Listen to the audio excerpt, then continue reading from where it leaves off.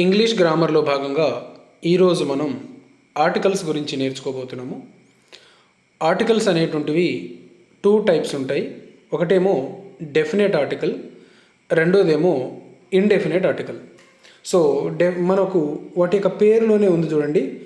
Definite article అంటే డెఫినెట్గా చెప్పేటువంటివి, అంటే స్పెసిఫిక్గా చెప్పేటువంటివి, లేదంటే పర్టికులర్గా ఏదైనా వ్యక్తి గురించి కానీ ఏదైనా నౌన్ గురించి కానీ చెప్పేటువంటిదే డెఫినెట్ ఆర్టికల్, అంటే ప్రత్యేకంగా దాని గురించే చెప్పడం.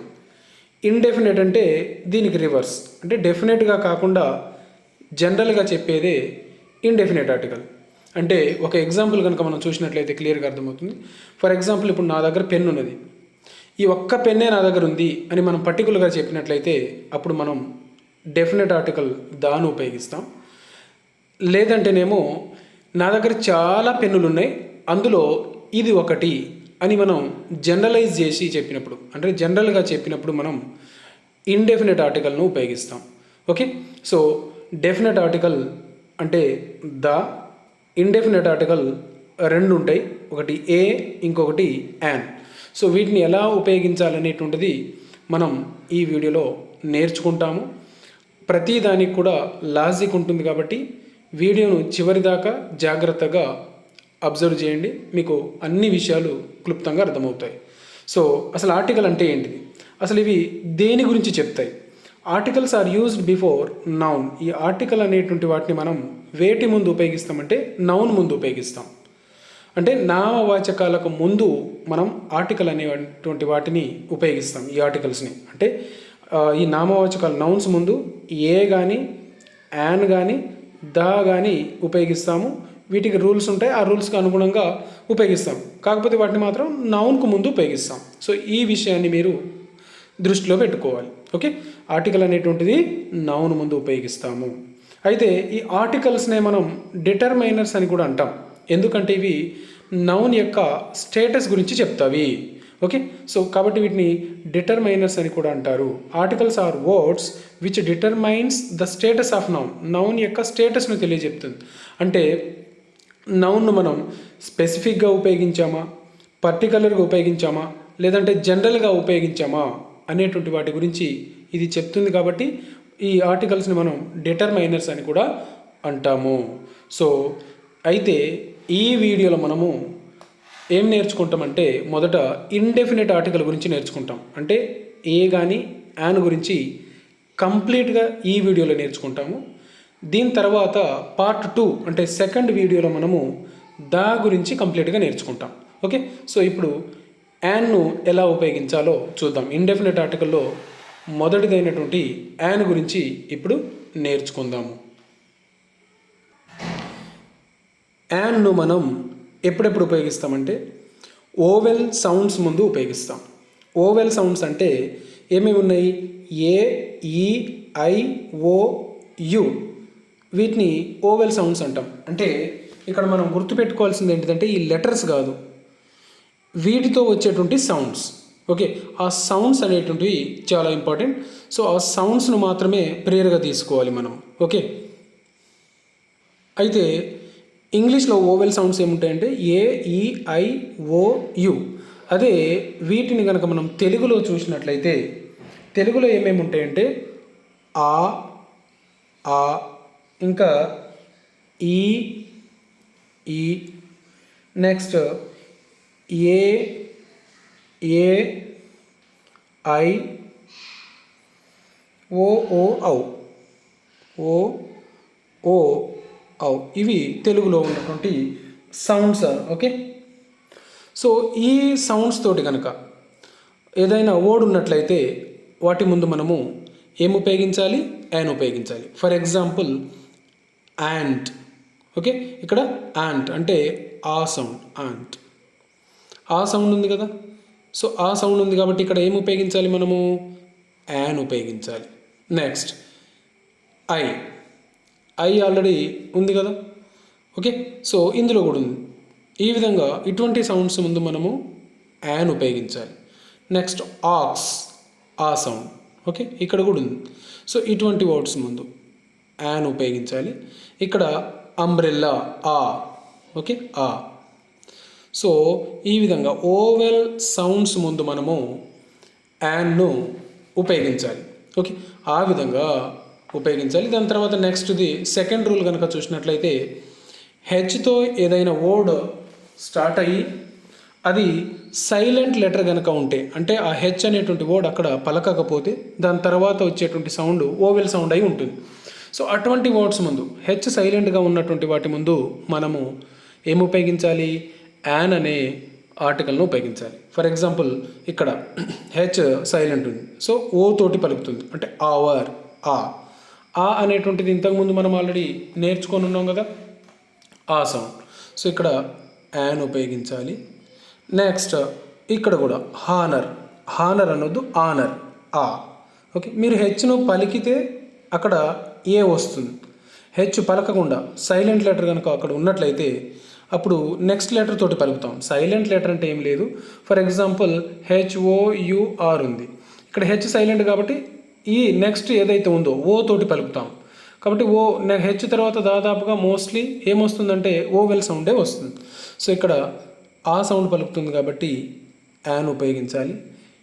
ఇక్కడ ఎయిర్, సో ఈ సౌండ్ వస్తుంది కాబట్టి ఈ ఆల్రెడీ ఓవెల్ కాబట్టి యాన్ అనేటువంటిది రాయాలి. ఇప్పుడు దాకా 2 రూల్స్ నేర్చుకున్నాం. ఒకటి, ఓవెల్ సౌండ్స్ ముందు మనము యాన్ ఉపయోగించాలి. రెండవది, హెచ్ కనుక సైలెంట్ ఉంటే, ఏదైనా వర్డ్లో హెచ్ కనుక సైలెంట్ ఉంటే వాటి ముందు కూడా మనం యాన్ ఉపయోగించాలి. ఇంకొకటి, ఎగ్జామ్లలో దాదాపుగా ఎక్కువగా అడిగేటువంటి బిట్ గురించి ఇప్పుడు నేర్చుకోబోతున్నాం మనము, అది మూడవది. సో అవి ఏంటిదంటే ఒకసారి చూద్దాం. FH L M N R S X అనేటువంటి లెటర్స్తో పదములు కనుక ఉంటే, అంటే అబ్రివేషన్స్ కనుక ఉంటే, ఈ లెటర్స్ తోటి అబ్రివేషన్ కనుక ఉంటే వాటి ముందర మనము యాన్ ఉపయోగించాలి. మరి ఇప్పుడు మీకు వచ్చే డౌట్ ఏంటిదంటే, మరి ఇది ఓవెల్ కాదు కదా అనే డౌట్ వస్తుంది కదా. హెచ్ అనేటువంటిది కూడా ఓవెల్ కాదు కదా, ఎల్ కూడా ఓవెల్ కాదు కదా. సో ఇవన్నీ ఓవెల్ కాదని ఆల్రెడీ మనకు తెలుసు, కానీ వాటి ముందు యాన్ ఉపయోగించాలని చెప్తున్నాం.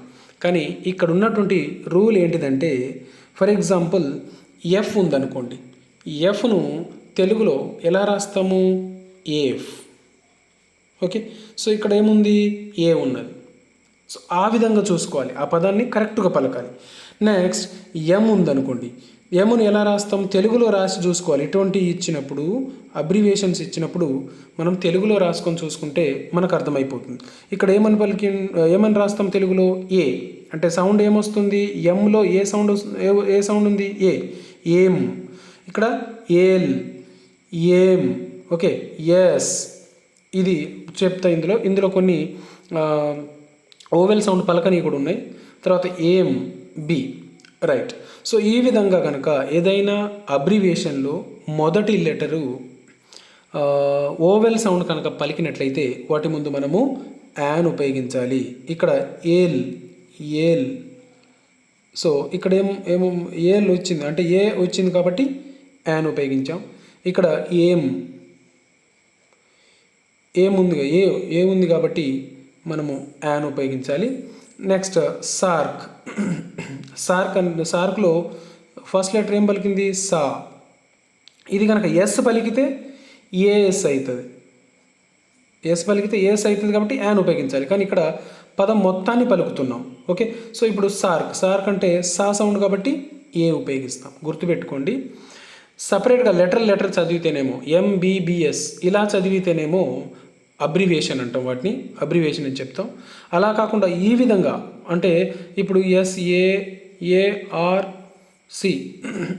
ఆ విధంగా, అంటే టోటల్ అన్ని లెటర్స్ని కలిపి పలికితే వాటిని ఆక్రోనిమ్స్ అంటాం, లేదా ఎక్రోనిమ్స్ అంటాం. గుర్తుపెట్టుకోండి, అబ్రివేషన్కు ఎక్రోనిమ్స్కి డిఫరెన్స్ అది. ఎక్రోనిమ్స్ అంటేనేమో మొత్తం ఒక పదంగా చదవడము, అబ్రివేషన్ అంటేనేమో ప్రతి లెటర్ను సపరేట్గా చదవడం. రైట్. సో ఇక్కడ సార్క్ మొత్తం పలుకుతున్నాం కాబట్టి సా సౌండ్ ఉంది కాబట్టి ఏ అనే ఆర్టికల్ని ఉపయోగిస్తాము. MBBS ఏం, ఇక్కడ ఏం వస్తుంది? ఏ అనేటువంటిది మనకు ఓవెల్ సౌండే కాబట్టి ఇక్కడ ఏం ఉపయోగిస్తాము? యాన్ అనే దాన్ని ఉపయోగిస్తాం. తర్వాత బిఎడ్లో బి, ఇది బి సౌండ్ కాబట్టి బి అనేటువంటిది ఏ సౌండ్ అవుతుంది? కాన్సోనెంటల్ సౌండ్ కాబట్టి ఇక్కడ మనము ఏ ఉపయోగిస్తాము. సో ఇటువంటి letters F, H, L, M, N, R, S, X ఇటువంటి వర్డ్స్ కనుక, ఇటువంటి లెటర్స్తో కనుక ఏదైనా అబ్రివేషన్ స్టార్ట్ అయితే వాటి ముందు మనము తప్పకుండా యాన్ను ఉపయోగించవలసి ఉంటుంది. ఇది గుర్తుపెట్టుకోండి. దీని మీదనే ఎక్కువసార్లు బిట్లు అడగడం జరిగింది. మిమ్మల్ని కన్ఫ్యూజ్ చేయాలంటే ఈ విధంగా బిట్స్ అడగాలి. సో వీటిని ఆధారంగా చేసుకొని బిట్స్ అడగడం జరిగింది కాబట్టి ఇది తప్పకుండా గుర్తుపెట్టుకోవాలి. ఇంకొక విషయం ఏంటిదంటే ఓవెల్స్ను తెలుగులో ఏమంటామంటే అచ్చులు అంటాం. అదే కాన్సోనెంట్స్ అయితేనేమో తెలుగులో హల్లులు అంటాం. గుర్తుపెట్టుకోండి. ఓవెల్స్ అంటే అచ్చులు, అది ఆ నుంచి అమహ వరకు. నెక్స్ట్ కాన్సోనెంట్స్ అంటేనేమో హల్లులు. గుర్తుపెట్టుకోండి. రైట్. నెక్స్ట్ దీని తర్వాత ఓవెల్ సౌండ్తో ప్రారంభమయ్యే నంబర్స్ ముందు కూడా మనము యాన్ను ఉపయోగించాలి. ఓవెల్స్తో సౌండ్తో ప్రారంభమయ్యే నంబర్స్ ముందర కూడా మనము యాన్ ఉపయోగించుకోవాలి. ఇది కూడా వెరీ వెరీ ఇంపార్టెంట్. ఒకసారి చూద్దాము. India has 18 players team. India has 18 players team. So ఇక్కడ దేంతో ప్రారంభం అవుతుంది? ఓవెల్ సౌండ్ తోటి 18. సో ఈ. సో ఇక్కడ ఏం ఉపయోగించాలి? An. Radha is dash 8 years old girl. ఇక్కడ 8 అనేటువంటి దేంతో ప్రారంభం అవుతుంది? ఈ అంటే ఓవెల్ సౌండ్. సో ఇక్కడ కూడా యాన్ ఉపయోగించాలి. ఇంకొకటి he is dash 80 years old. 80 E. So ఇక్కడ కూడా యాన్ను ఉపయోగించాలి. Next Bhanu is 6 years old. S అనేటువంటిది 6 అంటే సి సౌండ్ వస్తుంది కాబట్టి ఇది ఏమవుతుంది? కాన్సోనెంట్ అవుతుంది, అంటే హల్లు అవుతుంది. ఓవెల్ సౌండ్ కాదు కదా. సో ఇక్కడ ఏం ఉపయోగించాలి? ఏ ఉపయోగించాలి. సో ఈ పాయింట్ కూడా వెరీ ఇంపార్టెంట్ కాబట్టి దీన్ని కూడా గుర్తుపెట్టుకోండి. సో ఇప్పటిదాకా మనము యాన్ను ఎలా ఉపయోగించాలి, ఏ ఏ సందర్భాల్లో ఉపయోగించాలో నేర్చుకున్నాం. నెక్స్ట్ దానికి సంబంధించినదంతా డిస్కషన్ చేసుకున్నాం కాబట్టి నెక్స్ట్ ఏను ఎక్కడ ఉపయోగించాలి, ఇండెఫినెట్ ఆర్టికల్లో ఏను ఎక్కడ ఉపయోగించాలి అనేటువంటిది నేర్చుకోబోతున్నాము. సో దీని గురించి నేర్చుకోబోయే ముందు ఇక్కడ ఒక ఇంపార్టెంట్ పాయింట్ను నేను మీ ముందుకు తీసుకురావస్తున్నాను. ఆ ఇంపార్టెంట్ పాయింట్ ఒకటి నేర్చుకొని పోదాము. నంబర్ తర్వాత గుర్తుపెట్టుకోండి, నంబర్ తర్వాత నౌన్ సింగులర్గా ఉండాలి. ఏదైనా నెంబర్ తర్వాత నౌన్ సింగులర్గా మనం ఉపయోగించవలసి ఉంటుంది. ఇది మన కరెక్షన్ ఆఫ్ సెంటెన్స్లలో ఇస్తాడు. ఎగ్జామ్లలో కరెక్షన్స్ ఆఫ్ సెంటెన్స్లలో ఇస్తాడు. ఒకసారి చూడండి. షీ గేవ్ మీ 20 రూపీ లేదా 20 రూపీస్ నోట్. ఇక్కడ మనము 20 రూపీ ఉపయోగించాలా 20 రూపీస్ ఉపయోగించాలనేటువంటిది కన్ఫ్యూజ్ ఉంటుంది. మనం బ్యాంకులలో చెక్స్ మీద రాసేటప్పుడు కానీ, డిపాజిట్ చేసేటప్పుడు కానీ, విత్డ్రా చేసేటప్పుడు కానీ రాసేటప్పుడు ఈ కన్ఫ్యూజ్కి గురవుతూ ఉంటాం.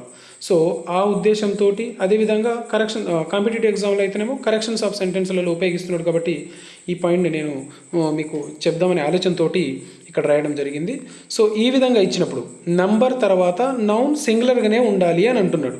She gave me a 20 rupee note అనే రాయాలి, రూపీస్ అనేటువంటిది రాయకూడదు. అదేవిధంగా my father gave me 200 or 200s note. ఇందులో ఏది కరెక్ట్ అవుతుంది? ఇప్పుడు ఆల్రెడీ ఇక్కడ నేర్చుకున్నాం కదా, 100 రాయాలి. 2 ఆల్రెడీ ఇక్కడ నెంబర్ మెన్షన్ చేసినాం. ఇక్కడ నెంబర్ మెన్షన్ చేసినాం కాబట్టి మళ్ళీ ఇక్కడ ఫ్లూరల్ నౌన్ రాయాల్సిన అవసరము లేదు. సో ఇక్కడ సింగులర్ నౌన్నే రాయాలి, 100s అని రాయకూడదు.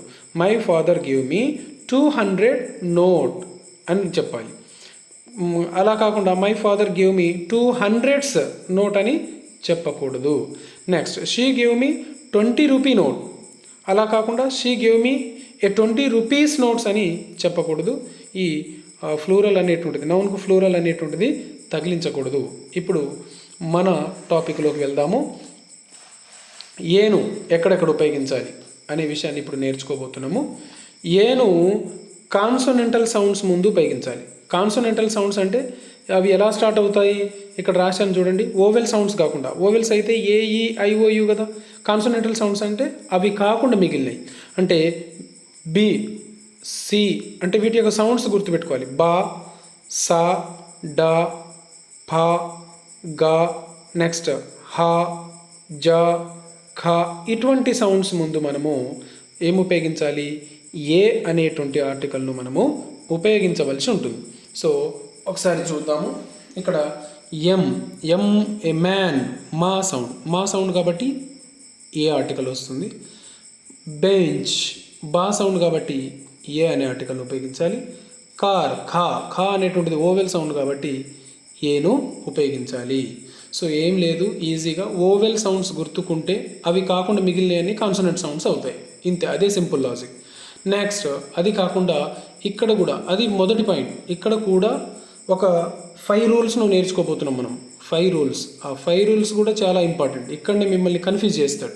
ఆ 5 రూల్స్లో ఒకటి కాన్సోనెంట్ సౌండ్స్ ముందు మనము ఏను ఉపయోగించాలి. నెక్స్ట్ UOEలు అనేటువంటివి ఓవెల్ సౌండ్స్ అని మనం ఇంతకుముందు నేర్చుకున్నాం. UOE లెటర్స్ ఓవెల్ సౌండ్స్ ఇస్తాయని ఇంతకుముందు మనం నేర్చుకొని ఉన్నాం కదా. కాకపోతే అవి కాన్సోనెంట్ సౌండ్స్ కూడా కొన్నిసార్లు ఇస్తాయి. కొన్నిసార్లు కాన్సోనెంట్ అంటే హల్లు సౌండ్స్ని కూడా అవి ఇస్తాయి. హల్లు శబ్దాన్ని కూడా అవి ప్రొడ్యూస్ చేస్తాయి. కాబట్టి అప్పుడు మనం హల్లు శబ్దం అంటే కాన్సోనెంట్ సౌండ్స్ కనుక అవి ప్రొడ్యూస్ చేస్తే ఏ ఉపయోగించాలి. కాకపోతే ఇక్కడ ఉన్నటువంటి టఫ్ విషయం ఏంటిదంటే అది ఓవెల్ సౌండ్ ఇస్తుందా, కాన్సోనెంట్ సౌండ్ ఇస్తుందా అనేటువంటి దాన్ని మనం జాగ్రత్తగా ప్రొనౌన్స్ చేసి రికగ్నైజ్ చేయవలసి ఉంటుంది. సో మీకు ఐడియా రావడం కోసం ఇక్కడ నేను కొన్ని ఇవ్వడం జరిగింది. వాటిని ఒకసారి చూద్దాం. ఇక్కడ చూడండి, UNITY యూనిటీ ఏమని పలుకుతున్నాము? యూనిటీ. సో యు అనేటువంటిది ఓవెల్ సౌండ్లో ఉందా? లేదు. ఆ, ఈ, ఏ, ఐ, ఓ, ఔ అవి ఆ సౌండ్ ఇందులో ఇక్కడ వచ్చిందా? లేదు. యు వచ్చింది. యు అనేటువంటిది ఏంటిది? కాన్సోనెంటల్ సౌండ్. ఇది యు అయినప్పటికీ, ఓవెల్ లెటర్ అయినప్పటికీ ఏ సౌండ్ ఇస్తుంది మనకు? కాన్సోనెంటల్ సౌండ్ ఇస్తుంది. Next university. ఇక్కడ కూడా యూనివర్సిటీ యు వచ్చింది కాబట్టి ఏ. యూస్ఫుల్ ఇక్కడ కూడా యు సౌండ్ వస్తుంది కాబట్టి ఇక్కడ కూడా ఏం రాయాలి? ఏ రాయాలి. ఏ అనేటువంటి మనం ఆర్టికల్ని ఉపయోగించాలి. నెక్స్ట్ ఓ ఉన్నది. AEIOUలో ఆల్రెడీ ఇది ఉన్నదే. కాకపోతే ఇక్కడ ఏ సౌండ్ ఇస్తుంది? వా అనే సౌండ్ని ప్రొడ్యూస్ చేస్తుంది కాబట్టి అది హల్లు శబ్దము. కాబట్టి ఇక్కడ మనము ఏను ఉపయోగించాలి. ఇక్కడ యూరోపియన్ కాబట్టి ఏ ఉపయోగించాలి. ఏ యూరోపియన్. నెక్స్ట్ ఎగ్ ఏ సౌండ్ ఉంది కాబట్టి అంటే ఇది ఓవెల్ సౌండ్ ప్రొడ్యూస్ చేస్తుంది కాబట్టి ఇక్కడ మనము యాన్ ఉపయోగించాలి. ఒకసారి చూద్దాం. A unity, a university, a useful book, a 1 rupee. Okay. Next a European, next an egg. So ఇది కూడా చాలా ఇంపార్టెంట్ రూల్. దీని తర్వాత నెక్స్ట్ రూల్ చూద్దాం.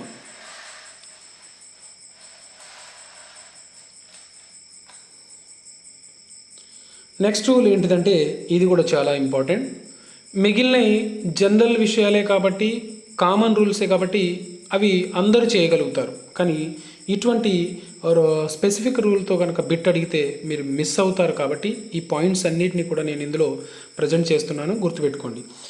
EUEW తోటి వర్డ్స్ కనుక స్టార్ట్ అయితే ఇక్కడ ఈ ఓవెల్ లెటరే, ఇక్కడ ఈ ఓవెల్ లెటరే అయినప్పటికీ వాటి పక్కన యూ కానీ డబ్ల్యూ కానీ ఉన్నప్పుడు అవి కాన్సోనెంట్ సౌండ్ను ప్రొడ్యూస్ చేస్తాయని గుర్తుపెట్టుకోవాలి. సో అటువంటి లెటర్స్ తోటి కనుక ఏదైనా వర్డ్ ప్రారంభమైతే అప్పుడు మనము ఏం ఉపయోగించాలంటే ఏ అనేటువంటి ఆర్టికల్ను ఉపయోగించాలి. ఫర్ ఎగ్జాంపుల్ యు అంటే గొర్రె అనే అర్థం వస్తుంది. సో ఇక్కడ ఏం ఉపయోగిస్తాము? ఏ, యు. నెక్స్ట్ యూర్ అంటే ఇది యు అనే సౌండ్ను ప్రొడ్యూస్ చేస్తుంది. సో ఇక్కడ ఏ ఉపయోగించాలి. యూలాజీ ఇక్కడ కూడా ఏనే ఉపయోగించాలి. సో ఇటువంటి ఇచ్చినప్పుడు మనం కామన్గా ఏమి రాస్తామంటే యాన్ రాసేస్తాం. అలా రాస్తే ఆ బిట్ మనం లాస్ అయినట్టే. అక్కడ ఆ బిట్టుకు సంబంధించిన మార్కు లాస్ అవుతాం కాబట్టి తప్పకుండా వాటిని గుర్తుపెట్టుకోవాలి. వీటితో పాటు నెక్స్ట్ రూల్ నేర్చుకుందాము. కొన్ని సర్టెన్ ఎక్స్ప్రెషన్స్ ఉన్నాయి. కొన్ని ఎక్స్ప్రెషన్స్ అప్పుడు మనం తప్పకుండా అక్కడ ఏనే ఉపయోగించాలి. ఆ ఎక్స్ప్రెషన్స్ ఏంటో ఒకసారి చూద్దాం. ఇక్కడ చూడండి, ఏ గ్రేట్ డీల్ ఆఫ్, ఇక్కడ గ్రేట్ డీల్ ఆఫ్ ముందు a piece of cloth, a piece of chalk, a drop of water, a pinch of salt, okay, a piece of advice. Next, a large number of అని చెప్పేటప్పుడు మనము ఏమి ఉపయోగించాలి? ఏలను ఉపయోగించాలి. ఈ ప్రత్యేక సందర్భాల్లో మనం ఏను ఉపయోగించాలి. సో ఇక్కడ కూడా ఇంకొక విషయాన్ని మీతోటి షేర్ చేయాలనుకుంటున్నా. మనం కామన్గా ఏ నుంచి జెడ్ దాకా ఉన్నాయి కదా లెటర్స్, వాటిని ఏమని చెప్తాం మనము? కొందరేమో ఆల్ఫాబెట్స్ అని చెప్తారు, కొందరేమో ఆల్ఫాబెట్ అని చెప్తారు. సో ఇవి చాలా ఉన్నాయి కాబట్టి ఆల్ఫాబెట్స్ అనాలా, ఆల్ఫాబెట్ అనాలా అనేటువంటి కన్ఫ్యూజన్ కూడా ఉంటుంది. సో ఇవి ఎన్ని ఉన్నప్పటికీ అక్కడ ఎస్ను వాడకూడదు, ఆల్ఫాబెట్ అని మాత్రమే చెప్పాలి. సో ఆల్ఫాబెట్ అనేటువంటిదే కరెక్ట్, ఆల్ఫాబెట్స్ అని చెప్పకూడదు. రైట్. నెక్స్ట్ ఇంకొక లాస్ట్ రూల్ను చూద్దాము. ఈ రూల్ తర్వాత ఈ టాపిక్ని క్లోజ్ చేసి వైండప్ చేసేద్దాం. 5th రూల్, ఇది కూడా చాలా ఇంపార్టెంట్. వర్బ్ను నౌన్గా ఉపయోగించినప్పుడు ఏ రాయాలి? కొన్ని సందర్భాల్లో మనం వర్బ్ను, ఇంగ్లీష్లో ఉన్నటువంటి ప్రత్యేకత ఏంటిదంటే వర్బ్ కొన్నిసార్లు నౌన్గా కూడా మారుతుంది, నౌన్ కొన్నిసార్లు వర్బ్గా కూడా మారుతుంది. సో వర్బ్ను నౌన్గా ఉపయోగించినప్పుడు, మనం నౌన్గా కనుక ఉపయోగిస్తే అటువంటి సందర్భాల్లో మనం ఏ అనేటువంటి ఆర్టికల్ను ఉపయోగించాలి. రైట్. అది ఎలా అంటే లెట్స్ గో ఫర్, ఇక్కడ a walk, let's go for a walk. I had a bath at 5 AM. Please have a look at the board. So ఇక్కడ వాక్ అనేటువంటిది ఏంటిది? కామన్గా వర్బ్, కానీ దీన్ని మనం ఎలా ఉపయోగించాం? నౌన్గా ఉపయోగించాం. ఇక్కడ బాత్ అనేటువంటిది కూడా వర్బ్, లుక్ అనేటువంటిది కూడా వర్బ్. సో వర్బ్ని ఎలా గుర్తుపట్టాలంటే వాక్, వాక్డ్, ఈ విధంగా ఫామ్స్ ఉంటాయి. Bath, bathed. Next look, looked. ఈ విధంగా మనం గుర్తుపట్టవచ్చు. కానీ ఇక్కడ ఎలా ఉపయోగించాం? వాటిని నౌన్గా ఉపయోగించాం. సో ఏదైనా వర్బ్ను నౌన్గా ఉపయోగించినప్పుడు అటువంటి సందర్భాల్లో మనం ఏ అనేటువంటి ఆర్టికల్ను ఉపయోగించాలి. ఇది ఆర్టికల్కు సంబంధించినటువంటి పార్ట్ 1 వీడియో. ఈ పార్ట్ 1 వీడియోలో మీరు నేర్చుకున్నది ఏంటిదంటే ఏ యాన్ను ఎలా ఉపయోగించాలనేది నేర్చుకున్నారు. నెక్స్ట్ దీని తర్వాత మీరు పార్ట్ 2 వీడియోలో దా గురించి నేర్చుకుంటారు. డెఫినెట్ ఆర్టికల్ అయినటువంటి దా గురించి నేర్చుకుంటారు. ఈ దా గురించి చాలా ఎక్కువ విషయాలు ఉంటాయి కాబట్టి ఇందులోనే, ఈ వీడియోలోనే ఇంక్లూడ్ చేస్తే మనకు నేర్చుకోవడానికి ఇబ్బంది అవుతుంది కాబట్టి దీన్ని స్పెషల్గా అప్లోడ్ చేస్తాను. అదేవిధంగా ఈ రెండింటిని కలిపి కూడా మళ్ళీ సపరేట్ వీడియో, కావాలనుకునే వాళ్ళు ఆ వీడియో కూడా చూడొచ్చు. ఈ రెండింటిని కూడా మళ్ళీ కలిపి సపరేట్ వీడియోని కూడా తప్పకుండా అప్లోడ్ చేస్తాను. సో ఇవి ఈరోజు మనం ఈ వీడియోలో నేర్చుకున్నటువంటి అంశాలు. రైట్. అయితే ఇంకా మా ఛానల్ ఎవరైనా సబ్స్క్రైబ్ చేసుకోకపోతే తప్పకుండా సబ్స్క్రైబ్ చేసుకోగలరు.